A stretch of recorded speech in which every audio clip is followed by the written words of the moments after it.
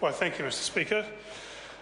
Unfortunately, I didn't get the chance to sit in on very much of the Select Committee proceedings, but I've followed the Select Committee report with some interest.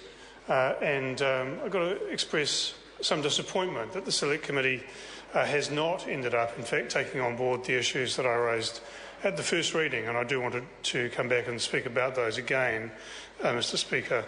Green Party will be supporting the bill. We believe that it is a step forward. It's just a shame that it wasn't a larger step forward. Mr. Speaker, there's no dispute that that driving while intoxicated is dangerous. It poses risks to the health, safety and lives of the person who's intoxicated themselves, but also to others who share no culpability in that person's behaviour or choices. Mr. Speaker, that's why we have criminal sanctions for drink driving. Those sanctions reflect the gravity of transgressing our law in that area.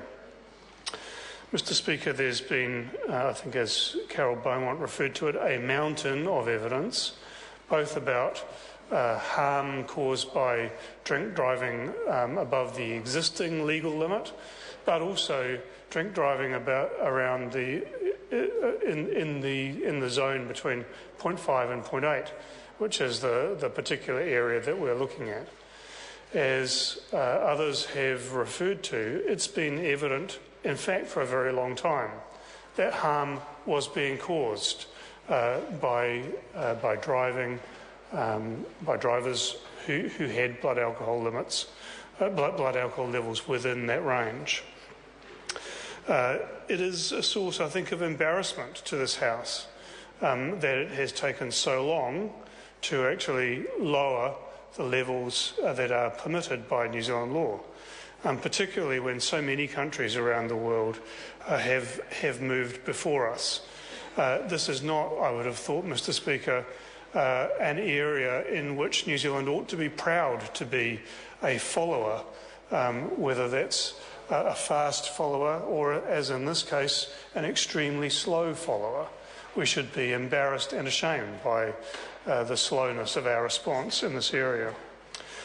It would have been sensible, given the fact that offending by drivers with blood alcohol levels above 0.5 but below 0.8, the fact that driving is still posing risk of serious harm to the self and others, it would have been sensible simply to respond to the situation by lowering the threshold at which criminal penalties took effect. Why not just lower the threshold to 0.5? That is what the Green Party would have supported.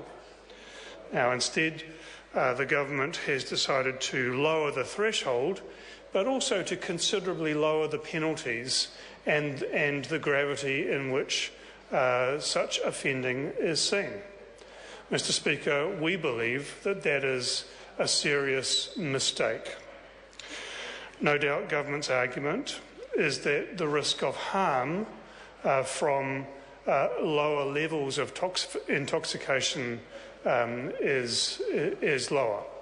So lower intoxication leads to lower risk of harm, and therefore there ought to be lower penalties. And I guess, Mr. Speaker, there is an argument that could be made along those lines. However, the fact is that for some people, those lower levels of intoxication, in fact, will still lead to serious harm and serious impairment that creates bigger risk. And therefore, Mr. Speaker, it seems to me to be unacceptable that our law should treat that kind of offending with a lower level of seriousness. A person has infringed our law about what is an acceptable level of intoxication. We know that that level of intoxication for some people will create serious risk and will lead to deaths. Mr. Speaker, it seems to me that that should be the trigger for criminal offending and for the penalties that go with that. It seems unarguable that that should be the case. Yet that is not what this bill does, sir. And certainly, if we were to do what I propose, if we were simply to lower the threshold for the criminal offending provisions, then it would still be within the discretion of judges to apply lower penalties and not to enter convictions if that seems to be appropriate in the circumstances of the offence and the offender. And yet this government is choosing not to adopt that approach. The reason for our dismay that this weaker response has been taken is that surely the point of having penalties against drink driving in the first place is in part for society to wreak some kind of response against those who transgress against the law. That's one of the reasons. But the other and probably more important reason is to try to change community behaviour.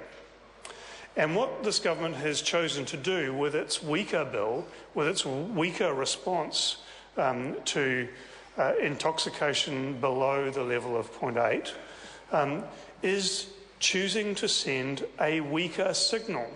It's choosing to take the smallest effect that it possibly can on community norms. What we know about changing the kind of behaviour that causes risk of harm to others is that we will best do that not by targeting those with the most extreme behaviour, but by actually trying to change the norm of the whole of society. What we want to do, surely, sir, is to achieve a situation where the community norm in New Zealand is that it is unacceptable to drink more than a few drinks and then hop behind the wheel of a motor vehicle. It's unacceptable to do that. That is what Scandinavian countries, for example, have succeeded in doing. In those countries, it would be extremely rare for anyone to do that. Their rates of injury and death associated with drink driving are much lower than ours. And Mr. Speaker, we could have taken a giant stride towards those much lower rates by sending a strong signal that's saying at this lower level, at 0.5, that is still unacceptable in our society. That is still posing a risk of harm, and that kind of behaviour is not acceptable. Instead, sir, what we've done is we've chosen to have a lower penalty, and that lower penalty and the infringement nature of the offence that's created is to say this is actually not very serious. That will have probably some effect, but little effect on those community norms that I speak of. This could have been a much better bill, sir. It could have been a bill that actually made a big amount of progress towards changing community norms and reducing harm associated with drink driving. It's unfortunate that the government has instead chosen to send a weak signal that will have little or no effect on those community norms. I call Mike Sabin. Thank you, sir. While I do have a good deal of respect for the previous speaker, I take exception to the comment that he made about